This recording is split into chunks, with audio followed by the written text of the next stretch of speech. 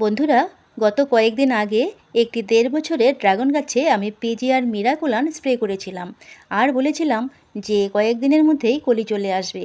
দেখুন, সত্যি সত্যি কলি চলে এসছে। তো এই কলিগুলোর বয়স ২ দিন। একদিনের কলি আরও ছোট অবস্থায় থাকে, সেগুলো ভালো করে বোঝাই যায় না। তো দেখুন কত সুন্দরভাবে গুটি বেঁধেছে।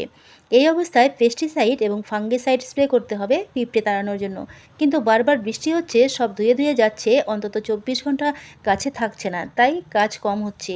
দু একটা পিঁপড়ে আবারও ঘোরাঘুরি করছে। তো সবচেয়ে পুরনো ১২ মাসের ডাল দুটোতে মোট ৫টা কলি হয়েছে।